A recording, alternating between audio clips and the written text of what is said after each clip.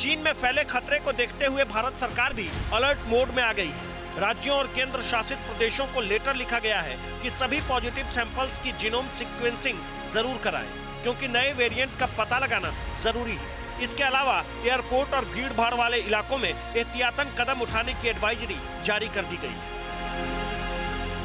पहली बात है कि खांसी जुकाम इस मौसम में होता है, हम विंटर में हैं, हम ठंड के मौसम में हैं, तो पहली अपील ये है कि खांसी जुकाम हो रहा है तो आज की सिचुएशन को देखते हुए अपील करना चाहेंगे कि उसमें आप टेस्टिंग करवा लीजिए।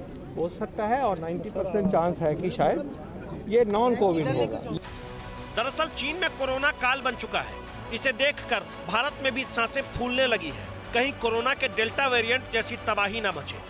चीन में हालात कुछ वैसे ही हो चले हैं जब भारत में 2020 में कोरोना ने कहर बरपाया था।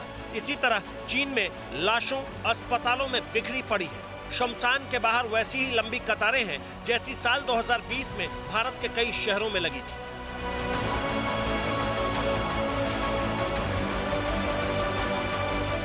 वही खतरा रिटर्न ना हो, इसलिए भारत सरकार अलर्ट मोड में आ गई है। वैसे भी कहा जा रहा है कि चीन में फैला कोरोना वेरिएंट BF7 बेहद तेजी से फैल रहा है। इससे वो लोग भी संक्रमित हो रहे हैं जो फुल्ली वैक्सीनेटेड हैं। खास तौर से कमजोर इम्यूनिटी वालों के लिए ये बहुत ही खतरनाक है।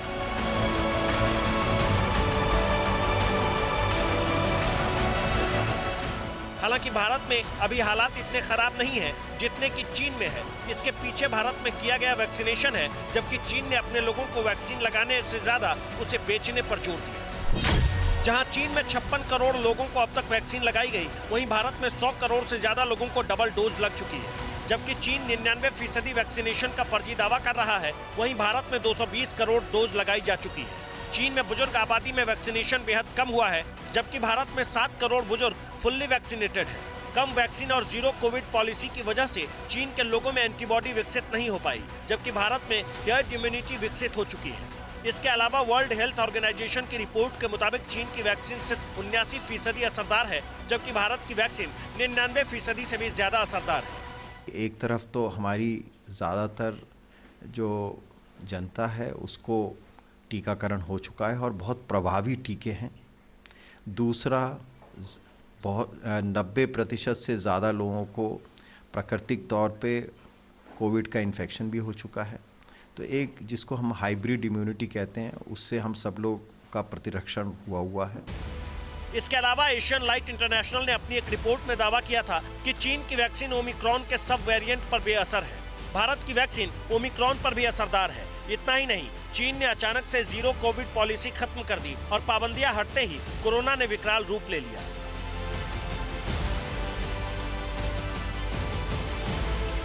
चीन में कमजोर कोविड हेल्थ इंफ्रास्ट्रक्चर की वजह से हालात और खराब हो गए और अब नए वेरिएंट की खतरनाक रफ्तार चीन की एक बहुत बड़ी आबादी की जिंदगी को खत्म करती जा रही है। यानी न्यू ईयर से पहले चीन पर ग्रहण लग गया है। हालांकि दुनिया में भी कोरोना के केसों में तेजी देखी गई है।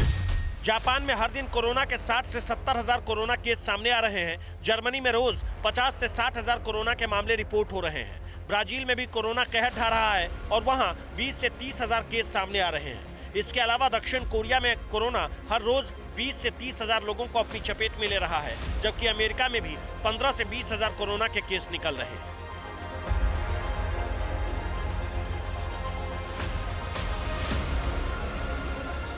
worldmeters.info के मुताबिक पिछले 7 दिनों में दुनिया भर में कोरोना के 36 लाख से ज्यादा केस सामने आए हैं, जो करीब 5 गुना बढ़े हैं। लेकिन इन सब के बीच चीन में कुछ घंटों में ही केस डबल हो रहे हैं। चीन में अगर मेडिकल सुविधाओं की हालात इतनी बदतर रही तो चीन में भारी तबाही मच सकती है। लंदन की global health intelligence and analytics firm के मुताबिक ये लापरवाही चीन में 21 लाख जिंदगियों पर भारी पड़ सकती है। Bureau report, TV9 Bharatvarsh.